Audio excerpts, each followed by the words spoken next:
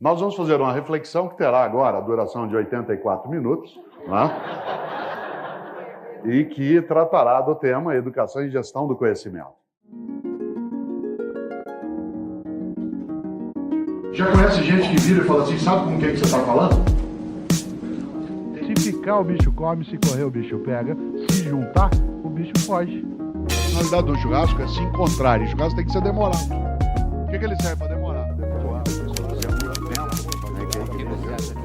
Porque eu acho que, neste momento, no colégio, há 30 anos, eu tinha 20 anos de idade.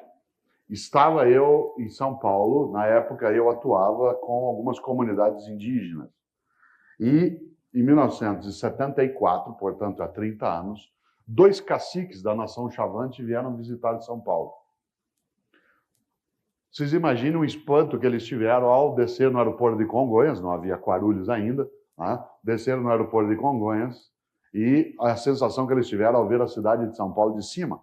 É mais ou menos como o impacto que a gente tem quando vê a floresta amazônica de cima. Você não tem identidade ao olhar aquilo.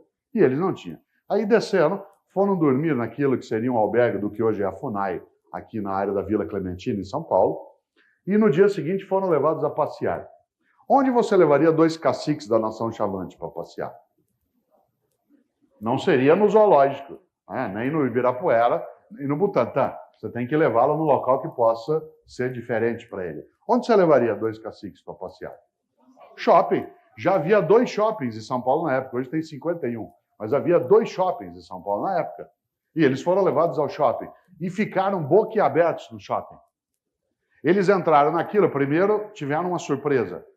O clima é artificial. Não chove, não faz sol, não faz frio, não faz calor, não faz nada. É uma ausência da natureza do ponto que eles estão acostumados. Mas acharam interessante. Mas o que eles mais acharam curioso e vieram depois conversar era por que nós gostamos tanto de ter espelho. Inclusive porque isso era estranho para a cultura chavante, por uma razão. Eles achavam que a coisa mais importante na vida era você ver o outro e não ser visto. Porque como você estava com você o tempo todo, para que você ser visto? Para que você ficar se vendo o tempo todo? Eles achavam estranho que no shopping cada lugar tinha um espelho. E as pessoas, com um monte de gente em volta, em vez de pararem e ficarem olhando para as pessoas, ficavam olhando para si mesmo. É interessante que isso é uma questão de mentalidade. Aliás, o voluntário é alguém que não gosta tanto de ficar olhando só a si mesmo. Não é que não perca a vaidade. Mas gosta também de olhar para o outro, senão ninguém seria voluntário. O voluntário é alguém que consegue quebrar uma das lógicas, que é estilhaçar o espelho, que leva às vezes ao ego-narcisismo, que é aquele que vive fechado exclusivamente dentro de si. Onde mais você levaria os caciques chavantes para passear em São Paulo? Nós os levamos ao shopping. Onde mais você levaria? Cinema, tinha no shopping. Teatro, era muito parecido com o cinema, até a gente os levou. Museu, levamos ao Museu Paulista, que é o Museu do Ipiranga, levamos ao MASP, o Museu de Arte. Não faz muito sentido, porque para você olhar o MASP, você tem que ter toda a nossa cultura, assim como para nós é difícil às vezes entender coisa da cultura indígena, mas a gente entende, né? O pessoal aqui de Dourados, por exemplo, sabe o número de comunidades indígenas que estão à volta da cidade, o número de suicídios que vem acontecendo, né, naquelas comunidades, o fato de que meninas e meninos com 14 anos de idade se matam porque não conseguem viver fora daquela cultura. É outra lógica, né? Você tem ali, não sei se sabem, Dourados concentra uma imensa comunidade indígena e aquela comunidade tem níveis de suicídio que assustam qualquer um, né, no dia a dia. São pessoas que não conseguem respeitar e nem ter respeitado a sua identidade. Então chegam a um nível insuportável de vida, que é um problema educativo seríssimo. Porque uma das coisas da educação é impedir que haja o apodrecimento da esperança. Eu vou dizer uma coisa que você sabe, o grande padre Antônio Vieira, um grande português que viveu no nosso país, ele tem uma frase que começa assim, um sermão que começa assim: o peixe apodrece pela cabeça. Você já viu um peixe apodrecer? Ele apodrece da cabeça para o resto do corpo. O peixe apodrece pela cabeça. E essa é uma questão séria, porque uma das tarefas da educação é exatamente evitar o apodrecimento da esperança. Seja ela onde for. seja numa comunidade indígena ali em Dourados, seja numa comunidade de pessoas, numa escola, dentro de Diadema, dentro de Santos, em Cubatão, seja em Ourinhos, na beira do rio Paranapanema, tanto faz. Essa é uma coisa seríssima. Porque educação, e eu vou insistir nisso várias vezes, e essa é uma das tuas tarefas como voluntário, é exatamente aquela que visa dar vivacidade, dar vitalidade ao coração, ou seja, à vida, né, que o coração é aí como símbolo. Eles foram levados ao museu, foram levados ao shopping. Sabe onde eles foram levados? Andar de metrô. O metrô tinha acabado de ser inaugurado em São Paulo em 1974. E eles ficaram boquiabertos com a velocidade, né, do metrô. E um trem subterrâneo. Algumas pessoas até hoje ainda assustam. Imagine há 30 anos. Foram levados à Avenida Paulista. Ficaram também impressionadíssimos com aquelas catedrais financeiras, uma ao lado da outra, aqueles prédios imensos. E foram levados um dia, e eu estava, num local que quem conhece São Paulo talvez já tenha ido, que é um lugar belíssimo no centro da cidade, no Glicério, que é um mercado municipal, que acabou de ser reformado, que é uma espécie de Ceasa, de entreposto comercial. Várias cidades aqui os têm.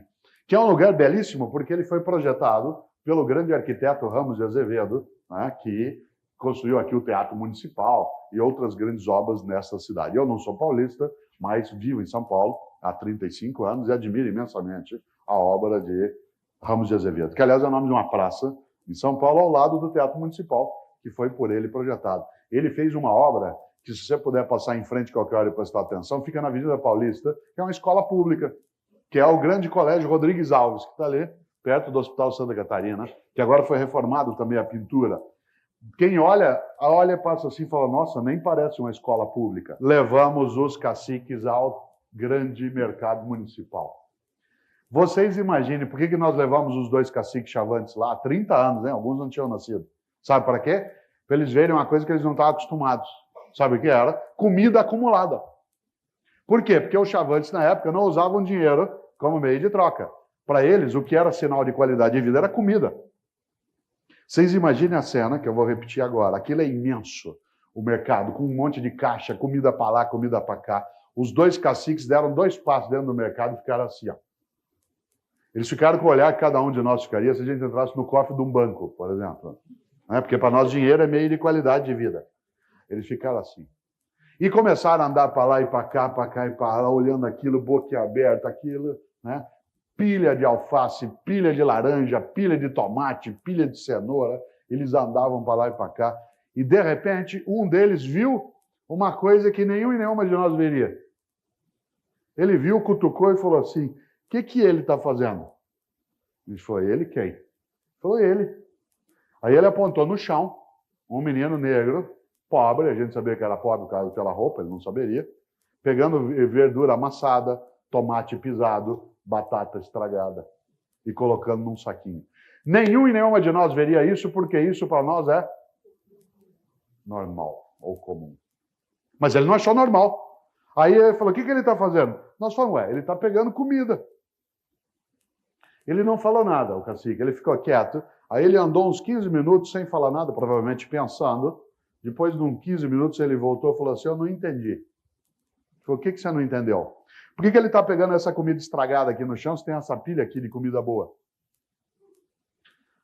A gente falou, sabe o que é? Que para pegar nessa pilha aqui precisa de dinheiro. Ele falou, e ele não tem dinheiro? Nós falamos, não, ele não tem dinheiro. Por que ele não tem dinheiro? Nessa hora deu vontade de dar um tapa na orelha do cacique. Porque onde ele está cutucando? Na nossa compreensão ética da vida coletiva. Na nossa ideia de comunidade.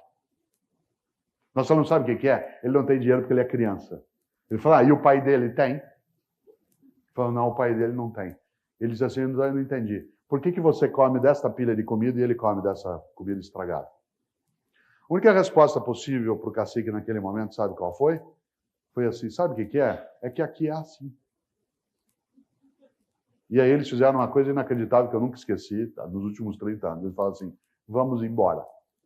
Eles pediram para ir embora. Pediram para ir embora de São Paulo, não do mercado. Eles não quiseram ver mais nada.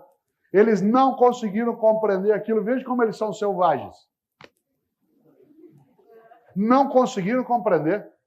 Eles não conseguiram compreender que uma criança com fome, diante de uma pilha de comida boa, come comida estragada. Não conseguiram. São selvagens. Sabe como é que eles compreenderiam? Talvez se eles tivessem nascido em algumas das nossas famílias, frequentado algumas das nossas escolas, ido a algumas das nossas igrejas, assistido a alguns dos nossos meios de comunicação. E aí, quando eles passassem diante de uma criança com fome, pegando comida estragada, eles iam achar aquilo normal. Cuidado, hein? Sabe por que você é voluntário? Porque você acha que educação é, sim, uma maneira de esperançar. E esperançar, por incrível que pareça, é quebrar um pouco aquilo que parece normal. Não é normal gente ter fome. Não é normal gente não ter socorro médico. Não é normal gente não ter trabalho. Não pode ser entendido como normal. Cuidado. Senão a gente aceita exatamente o falecimento da esperança. E a gente é incapaz de concordar. E é claro, a arrogância é uma maneira muito eficaz de fazer com que se entenda que é normal desse jeito. Aliás, lembro eu, vou falar uma coisa que você vai lembrar. 19 de abril de 1997. Lembram-se? Dia do Índio. Olha que maravilha. 19 de abril de 1997, dia do Índio. Delícia. Em Brasília, um grupo de índios pataxós vai à capital da República reivindicar a demarcação da terra deles. Por ironia, os pataxós foram os primeiros índios que encontraram os europeus que chegaram com Cabral. Quando o Cabral chegou com a esquadra, foram recebidos pelo pataxós. Quase 500 anos depois, os pataxós estavam lá em Brasília para reivindicar a demarcação da terra deles. Já pensou? Um deles era um dos chefes, um cacique chamado Galdino Jesus dos Santos. Lembram-se? Foi a uma festa comemorar o dia do índio. A questão é que ele voltou depois da meia-noite. E ao voltar depois da meia-noite, estava fechada a porta do albergue onde ele estava hospedado em Brasília. Que decisão ele tomou? Uma decisão inteligentíssima. Ele pensou assim, bom, aqui não tem perigo, eu não estou na selva. Na selva tem onça, tem cobra, tem escorpião, tem aranha. Aqui só tem gente. Se só tem gente, não tem perigo. Deitou sob um ponto de ônibus em Brasília, capital da República, e dormiu. 4 horas da manhã, 5 jovens, 2 ainda estão presos, 5 jovens, filhos nossos, todos escolarizados, 2 filhos de juízes, 3 deles estudavam em escola religiosa, de alto nível em Brasília. Todos passaram pela escola. 5 jovens passaram, jogaram combustível nele e puseram fogo. Galdino Jesus dos Santos, provavelmente, a última coisa que ele pensou antes de morrer, olha que morrer não é agradável e queimado é menos ainda. Talvez a última coisa que ele pensou antes de morrer foi, em meio a chamas, olhar para eles e fazer a grande pergunta da vida humana, que é, por quê? Por quê? E aí morreu. A questão é que alguém viu a chapa do carro deles, que eles fugiram. Denunciou, prenderam. Primeira explicação que eles deram, a gente não queria fazer isso, a gente só queria se divertir um pouco. Mas a segunda explicação é que é interessante. A gente queria pedir desculpas, a gente não sabia que era um índio, a gente pensou que era um mendigo. Onde ele aprendeu que mendigo não é gente? Em casa. Ou na escola. Ou no trabalho. Quando eu, pai ou mãe, digo assim, você não vai estudar, sabe o que vai acontecer com você? Você não vai ser nada, você vai ser mendigo. Você não está estudando, sabe o que você vai ser na vida? Você vai ser lixeiro. Você vai ser gari. Aí você vai ver. E aí se cria toda uma lógica que é a incapacidade de ter a noção de comunidade. Porque alguns valem menos, outros valem. O que a educação tem a ver com isso? A educação é um dos locais onde não deveria, de forma alguma, acontecer essa ideia, mas ela acontece. Sabe qual foi a melhor análise que eu vi sobre esse fato? Foi na mesma semana do incidente, a melhor análise que eu vi foi um artigo do Roberto Pompeu.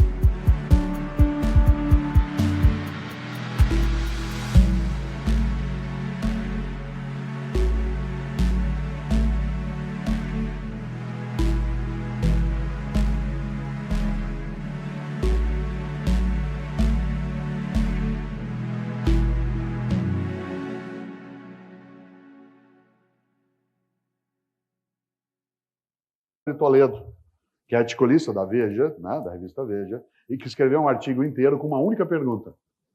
Não era uma análise sociológica, filosófica, política. O artigo tinha só uma pergunta.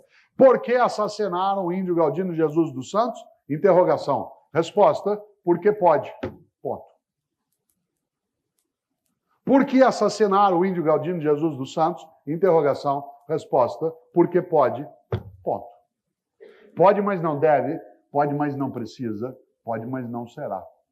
A educação significa uma das maneiras, não só de nós passarmos o conhecimento científico,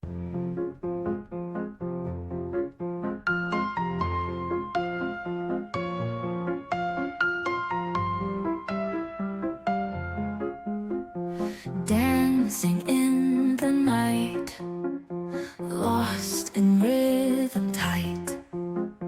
Heartbeats take the flight, love sparks ignite. Stars above us shine, euphoric feelings climb.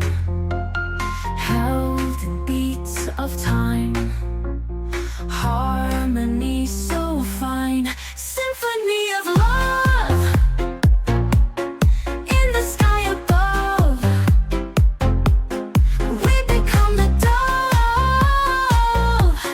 Fly and join my love. Moonlight on our skin, where dreams do begin.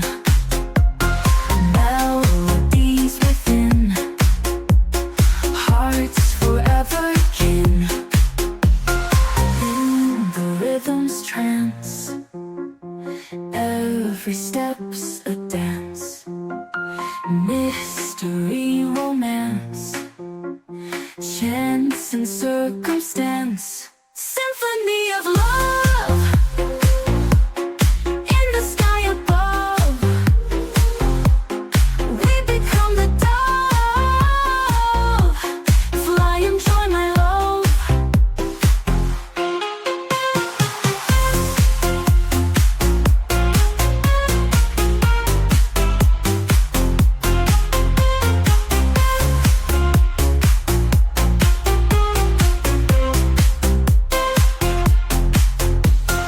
In the rhythm's trance, every step's a dance.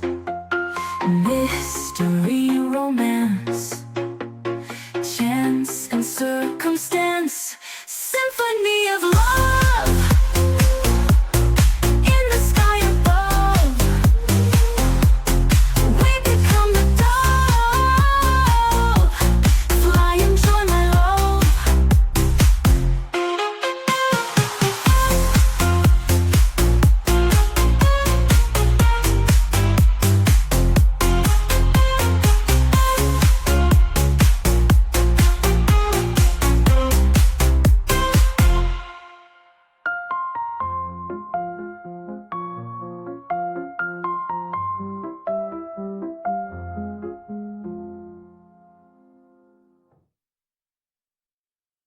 que também é importante.